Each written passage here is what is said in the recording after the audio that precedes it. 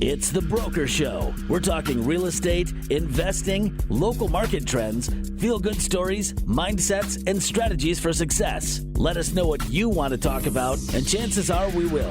Hosted by The Broker Joe and co-hosted by Etch. What up, everyone? It's The Broker Show with The Broker Joe. I am Etch. How's it going? And we have my good buddy here, and you may see a whole new kind of everything back here is wild. It's not your normal setting for The Broker Show, which is very strange, but it is a reason to celebrate. We've hit our first, it's been our first year that we've been doing it. This is kind of wild, crazy new stuff, but we decided we were going to put a new setting in, and Joe wants to celebrate, so here he is.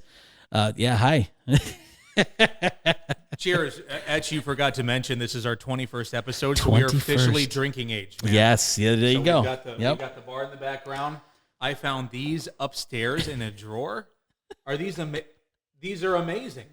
I love it. I see you through an entirely different light I'm today. sure you Etch. do. It's everything. You know what? The future is amazing through It these is. glasses. It I'm really, sure. really is. Yeah. And I even found an umbrella for my drink. There you go. I'm thrilled. Pinky out, bro. Pinky out. You got to get There that it pinky is. out. That's There how it is you. right there. If you've ever There it watched SpongeBob SquarePants, that's how sophisticated, fancy people drink. So, it's a fancy pinky. Okay. Well, I've seen that before. I have actually. My wife said a couple. Put your pinky down. Put your pinky down. What are you doing? I can't help it. It's just it's ingrained it's in natural. me. I try so hard to be like non-sophisticated, and then here I am I drink my water with my pinky out. This is amazing, isn't it? I love it. It's amazing. I love it. We are out of the radio station. We Yep. are in the basement. We're in this incredible setting. Forgive us as we work on the lighting and we work on the vocals, the sound, and we work Yep. on all these things. We're just here to have a good time. And in this roulette, and Etch is, I'm going to just pull back the curtain a little bit. Etch is so nervous. He's been doing this for so long, and he's never done it in this setting like this, right? But see, I don't know any better. So I'm so trained.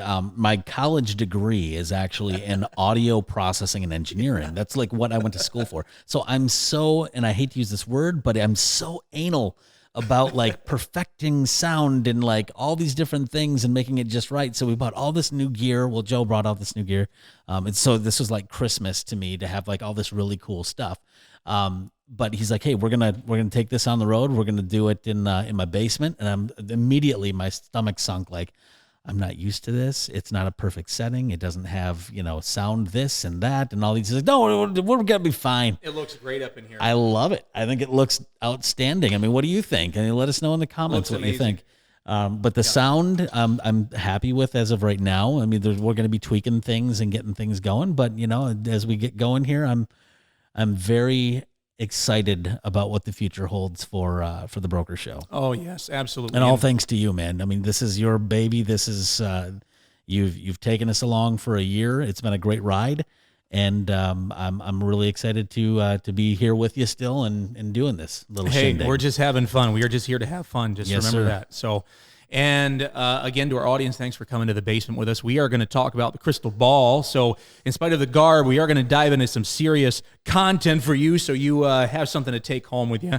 I know the question I get all the time, especially coming into the winter right now from sellers, buyers, all my agents, people in the industry in general. Joe, what do you think is going to happen? What do you think is going to happen?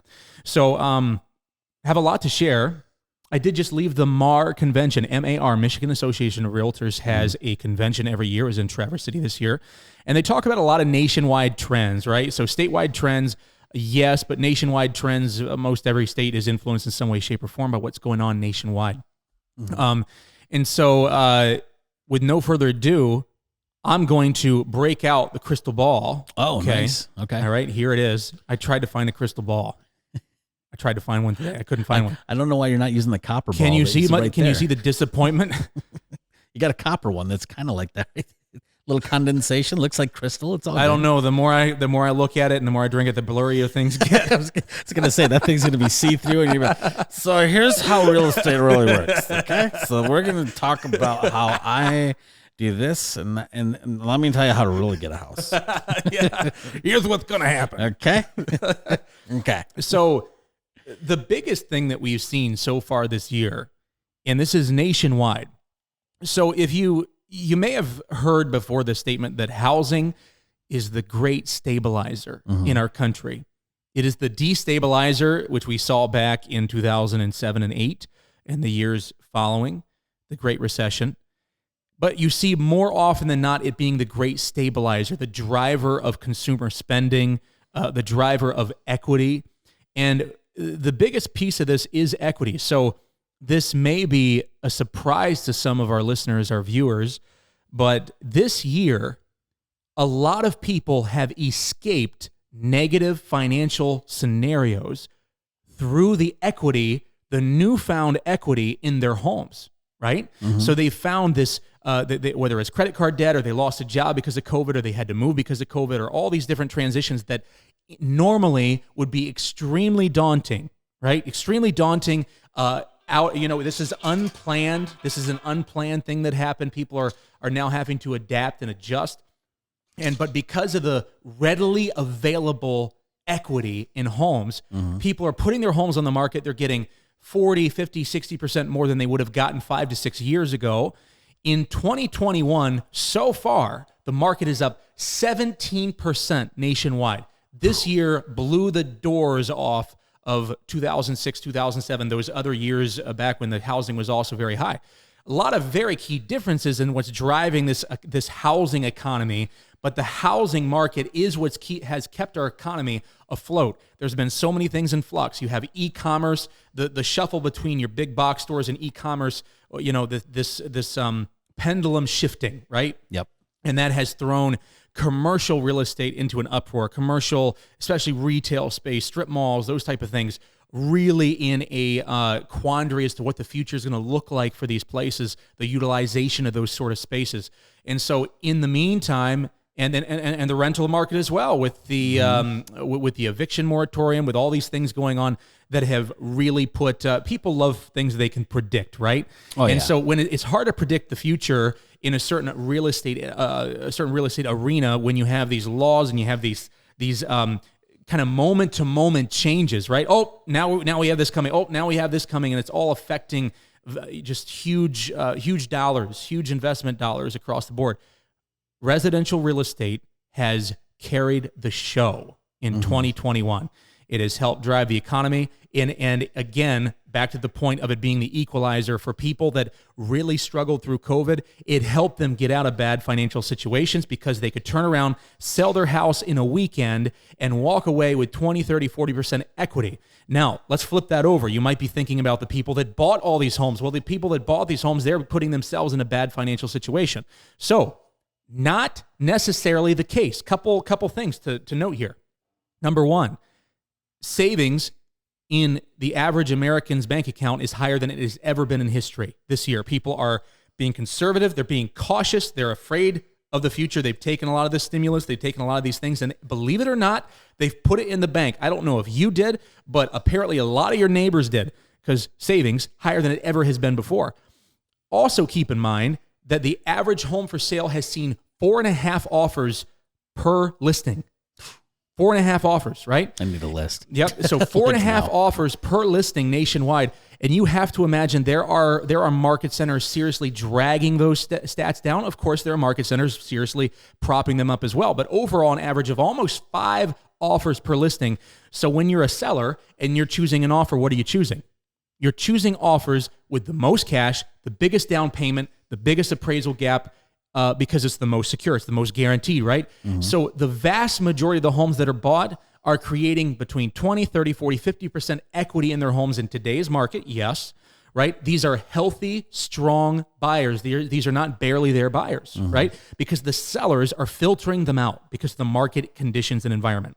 So you have this exchange, and I can speak from personal experience. So many of the homes that I've sold, that my agents have sold, that I've seen sold, have been people that are going, this is a great time for us to downsize. Oh, yeah. This is a great time to reset our financial outlook, right? And they have been en masse. They've been resetting their financial outlook, taking advantage of this equity, and the people buying in.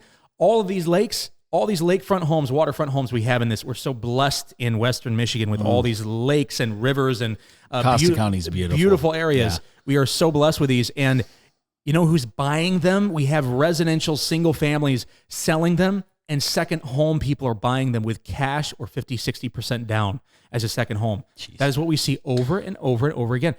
Are they buying us out of our own residential market? Yes, they are. They're also creating great equity, right, for all these people that are leaving. So there are a lot of positives here. Now, let's talk about some of the negatives that I think are coming down the road. The Fed does predict, this is Fannie Mae. So Fannie Mae predicts that housing prices will increase next year at 4%. So it's a huge difference from this year, clearly. Right? We're going from 17% to 4%. But you do see an increase. This is a prediction of an increase. This isn't a pullback. Home prices will continue to increase. There are so many reasons for that. We have the lack of skilled trade, which leads to the lack of new building. It leads to a real crunch on building supplies. The cost of goods has gone up tremendously. The cost of skilled labor has gone up tremendously. We still have the housing shortage that's carried over. What we're going to see the market that's going to go under real strain is the rental market. Oh, yeah. Because what will happen, what's about to happen, is the federal government is about to stop or slow down easing. So if you're not don't have a degree in economics, I don't either, by the way, but I do have to look into I have to know this stuff. So easing, very simply put, is the government's buying of bonds. Okay, Yep. and they buy the bonds to keep. So when interest rates are low, right, you have this inverse interest rate scenario where short-term loans actually offer higher interest than long-term loans. That's an inverse situation. Right. Usually means a bad economic outlook when that starts to happen. You look down the road like the red sky at dusk, right? You can say there's a storm coming. That's what that means. So flattening the reverse yield curve is what the goal is for the federal government in this bond buyback. So they have to ease on these buybacks. The government owns almost $5 trillion in bond assets. $5 trillion in bond assets, right? That's multiple times over our economy in a year, right? Just absolutely incredible. So they're going to lay back on this, which is going to cause the interest rates to rise. When the interest rates rise, it's going to affect that in our area, right? That in most areas across the country, those people that are barely qualifying, they're already struggling to buy a house because they're barely there, right? Yep. And they're getting beat out by people coming with cash and heavy duty mortgages or whatever the scenario is. Right. And they're going to be priced out of home buying because the interest rates will go up. Housing prices will continue to go up or stay the same. And interest rates rising are going to be kind of a killer for those people. Yeah. So, you're going to see the rental market. People will have only rentals as an option, and you're going to see a lot of craziness happening in the rental market. That is what my crystal ball is showing. Okay. No, it's scary too, because especially we are from a college town. Yep. In Big Rapids here, and over and over and over, I see more and more families who are single mothers, or maybe just a family of four, where everybody's still together. It doesn't matter. Since we're a college town, a lot of the times what you see in that is you have apartments that are great and they're housing, whatever, that's cool.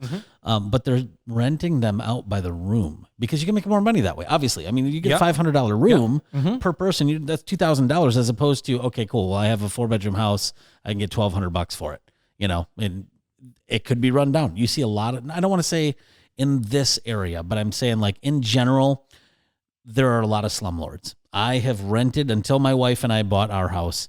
I rented, and my first house that I've owned was when I hit 38, somewhere around there. Yep. So I've seen a lot of them, and there's a lot of slumlords out there, and you're paying top dollar for these things. So now if you're in a college town or there's a situation where they're like, no, we rent out by the room, and you don't know a lot of people when I was 35, I'm sorry, I didn't want young roommates. I didn't want I wanted to have my own place. I wanted to just be me. Well, who does? I mean, I like to walk from my bedroom to the kitchen to grab a Hot Pocket at 3 a.m, buck naked. I don't care. And if you see it, hey, guess what? That's what the price is for $500 a month per room. But here's the price of admission. This is how it works, buddy. But when you look at it though, with renting. You're already talking about it being like, oh man, because if that happens, Yep. and renting is already hard enough as it is. I know tons and tons of families who are even Section 8 that are like, I just need a place to live. Yep. And I can't find one because in our college town, they're only renting by the room. I got 3 kids, or I have 1 kid. I have a screaming baby. And when I was, when I first had my oldest daughter, Viana, she and I lived with 2 other guys, and that was really hard because I would have her, 3 days on, 4 days off, 4 days on, 3 days on.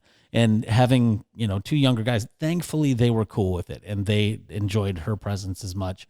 But she was 1 year old and it was tough. And I was very blessed to be able to have a couple of guys who were like, no, man, it's cool. It's like my 3 dads, But the housing market, the way that it is existingly with rentals, is already broken. When it comes to it fails so many like single families, and it's heartbreaking because what do you do if it only gets worse? Yeah, it is. And I have family members that are in that wheel, right? In that wheel of rental turnover and struggling to find something. And they feel very fortunate to get into something that's their own. And I think that what you mentioned there's plenty of bedrooms out there for rent, right? There's plenty of bedrooms. Yep. And from an investor standpoint, that makes a lot of sense where the zoning allows it and where the environment allows it. But in most cases, what has changed, what was a slight trend and then just came crashing in, was that people want, and I saw this recent survey in Michigan, and there was just some different data points that had flipped so strong in one way. And to just put it in layman terms, people want their own safe space. Yeah. They want a place that they can call their own. They want to feel safe there. They want to raise their children there. They want to be quiet there. They want peace there. They want privacy there. All these things, right, that people are so keen and focused on. I think that the obvious answer, being locked down, really contributed to that. Oh, yeah. Right? People are locked down. They're looking around going, wow, we need a lot more space. I really don't like you very much. Can you go in the next room? Wait, hang on. There's not a next room. Married couples right? that are sure. Now. My wife, I'm pretty sure, has thought that a couple of times. That little 600 square foot studio ain't cutting it anymore, right? Nope. So, and this just really, and when these things happen, they really settle into we have a generation, right? This is a generational shift, I believe. Yep. And the years to come again, here's the crystal ball, right? Here it is. Who knows, right? But I think we have seen a real shift in people that really value their own space, their own quiet. It feels safe, and it feels comfortable, right? And the biggest shift, the ability to work from home. How many tens of millions of jobs and careers have been transformed because you have 2 huge factors that are converging? Yep. Number 1, companies in mass are allowing their employees to work from home. They didn't have a choice. What has held them back in the past? What's held them back is this: they have been skeptical of clients' ability, of employee ability to be productive from home. Right? They've been very skeptical of that. Yep. Number 2, and in Michigan, this is a huge factor: high-speed internet availability. Okay. So these converging things, number 1, employers had no choice but to allow their employees to work from home. And they see, yes, they can be productive. Yes, they can create a good workflow environment. They've adapted, they've adjusted to all these things. And then number 2, we have Elon Musk and Skylink. We have all these huge government backed programs, subsidized programs that are bringing high-speed internet into the very rural communities that has been a huge deterrent in the past, right? We've got areas like Everett and Luther and Gaylord and Grayling and Petoskey, some other areas that are beautiful, that are amazing, and you can get great deals on housing and land if you want to stretch out, but there's no internet, right? Or if there is, it's HughesNet or DishNet. It's terrible, right? It's no substitute. And so you This is the beauty of having it at home. So that's my son sneaking around the back of the set, of the studio set. And he literally, what did you break? He had a drink, I believe. He broke something. This is great. Okay, why don't you go get the broom? You should get the broom and clean that up. Unscripted. It is. Oh my gosh! There's glass everywhere. Look at this. Look at this. Right? Look at this. There's glass everywhere. Oh no. Oh yeah, it's terrible.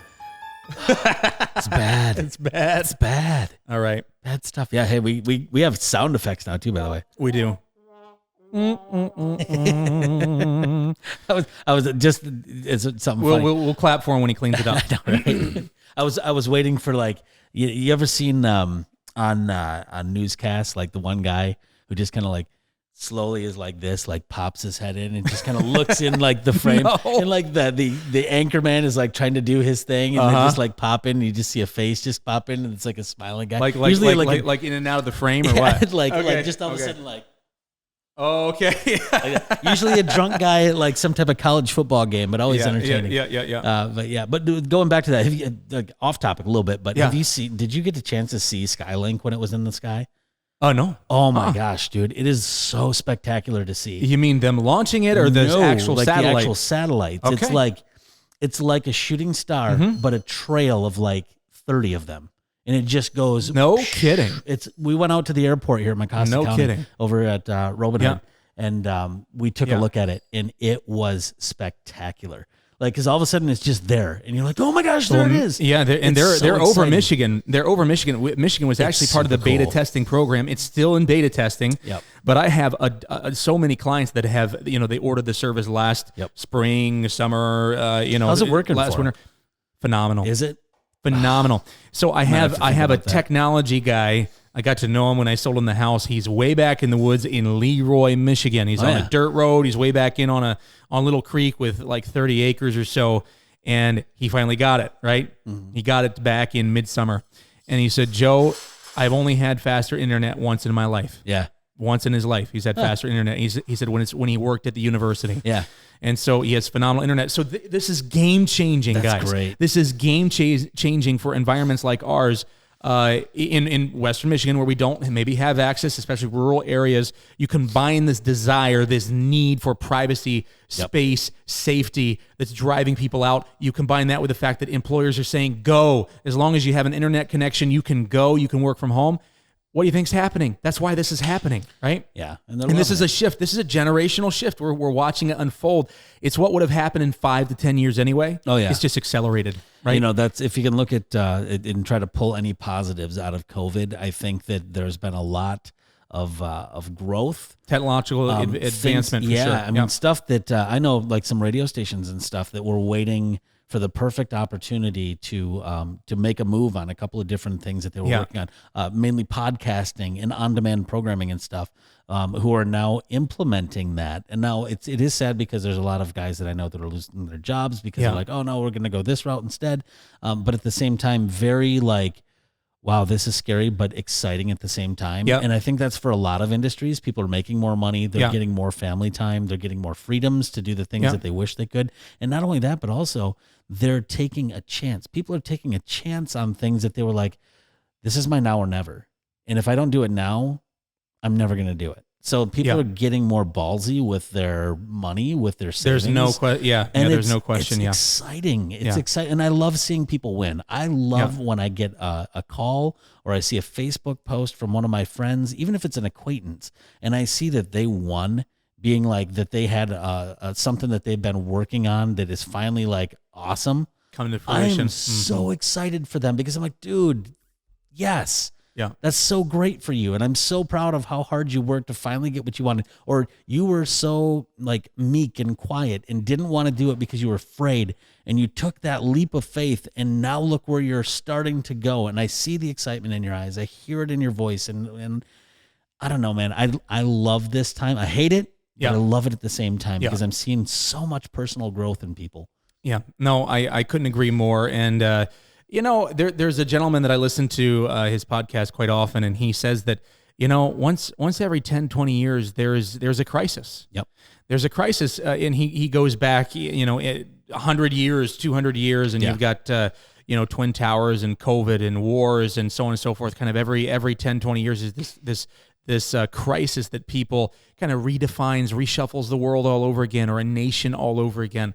And it can wake us up. It can let us refocus on our priorities, and lead to positive things. I think that what you focus on is really what begins to grow in your heart and in your life. So you focus on positivity. There is plenty of positive out there to be had. So again, I want to speak to buyers right now because I know there's a lot of buyers out there going, they've been saying it for 5 years, 7 years, 3 years. I'm not buying. The market's going to crash any second. I'm not buying. Market's going to crash any second. So maybe you'll be proven true. Maybe. But I will say this, that there are a lot of signs that point to, yes, we will go through struggles. Yes, the economy will continue to redefine itself and reshape itself. But residential housing, it does not look like it's going anywhere for some time. Yeah.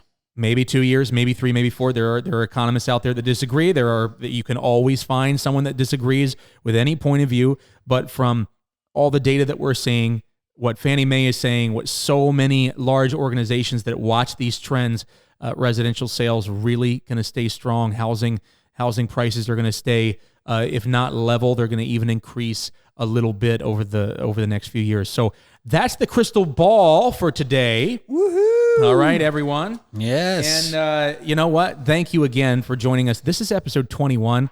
And and the glass is cleaned up. Yes. I'm going to have to inspect the heck out of that.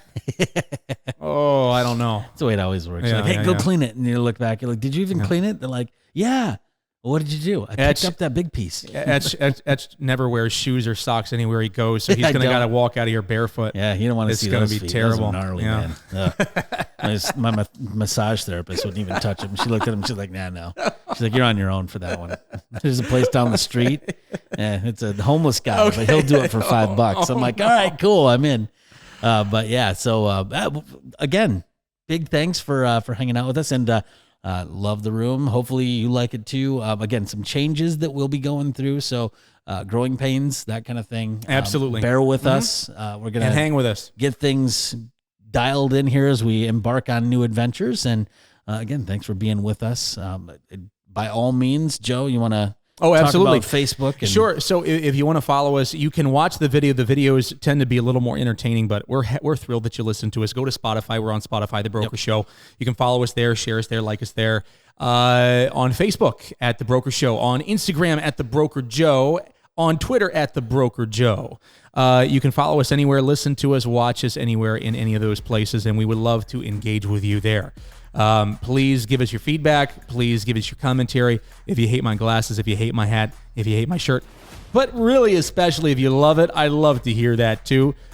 Either way, I'm going to keep wearing it. I don't really care. But thank you everyone for listening. And until next week, I am Broker Joe. I am Etch. Over and out.